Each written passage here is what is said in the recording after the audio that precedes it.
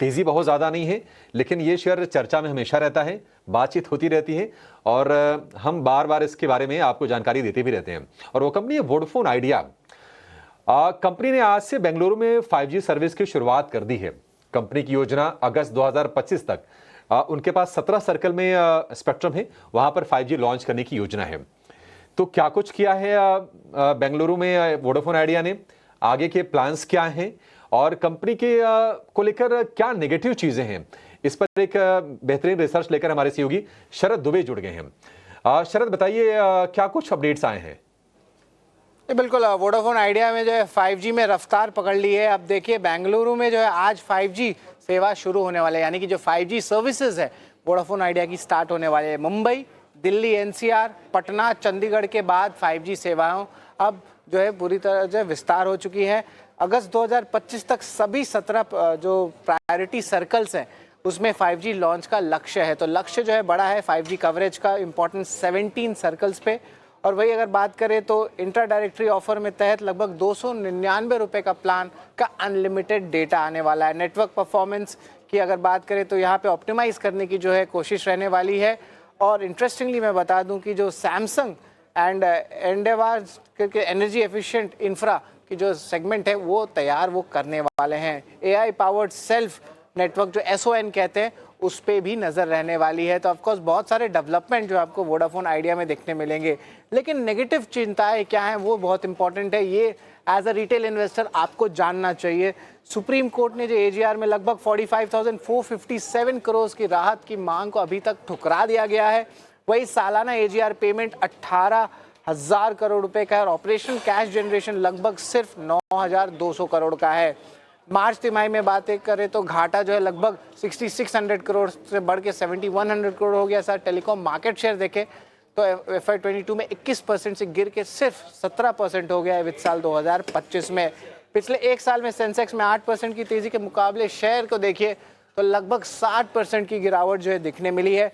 Vodafone idea की AGR की बकाया के बारे में बात कर लेते हैं। कुल AGR बकाया लगभग 80,000 करोड़ के ऊपर है। ब्याज ऑलमोस्ट 28,000 करोड़ का है।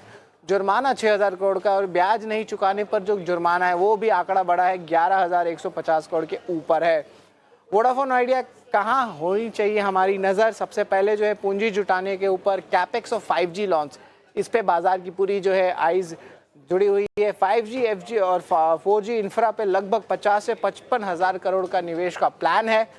और इंटरेस्टिंगली अगर हम बात करें कि कंपनियों में जो है HSBC पे क्या जो टेलीकॉम कंपनी पे राय आई है, तो यहाँ पे देखिएगा वोडाफोन आइडिया की रेटिंग रिड्यूस रखे है। लक्ष्य पहले जो था 6.5 रुपये का था, अब वो लक्ष्य घटा के 5 रुपये 90 पैसे कर दिया। लेकिन बाय रेटिंग दोनों रिलायंस और भारतीय एयरटेल में बरकरार है। वोडाफोन आइडिया पर अगर अन्य ब्रोकरेज की बात करें तो उस पर भी नज़र डालेंगे तो HSBC का तो रिड्यूस रेटिंग हमने आपको बता ही दिया।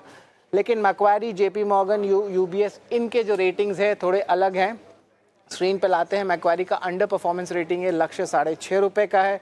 वही JP मॉर्गन की बात करें तो न्यूट्रल रेटिंग यहाँ दिखने मिल रही है। UBS का लेकिन जो है कॉन्ट्रा व्यू है बाई रेटिंग पे और लक्ष्य देखे तो 12 रुपये के ऊपर है। तो ये पूरी पिक्चर है वोडाफोन आइडिया की जो हमने आपके सामने रखा।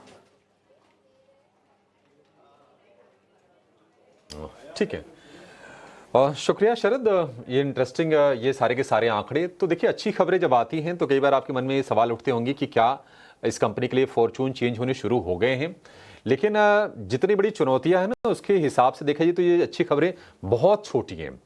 मतलब 55 से 50,000 करोड़ रुपए के कैपेक्स का कंपनी ने फैसला किया है, लेकिन पैसे आएंगे कहां से, ये एक सवाल है।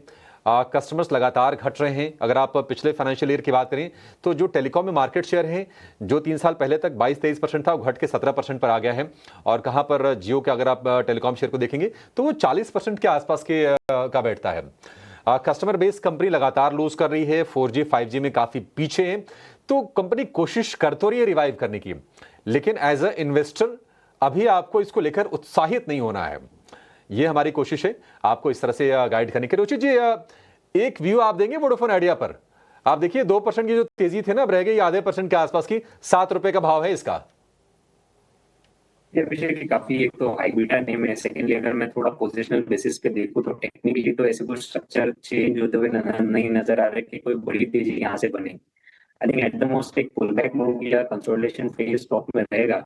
मार्केट्स में, ब्रॉडर मार्केट में काफी सारी अपॉर्चुनिटीज दूसरे स्टॉक्स में है कि जहाँ पे बेहतर रिटर्न आपको बन सकते हैं इससे कम रिस्क लेके। तो फिलहाल तो अवॉइड करने की सलाह रहेगी वोडाफोन आइडिया को।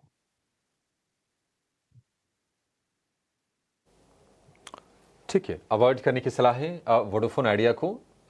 7 रुपए का भाव और सारे के सारे गेंस इसके हवा हो गए अच्छी खबर के बावजूद भी।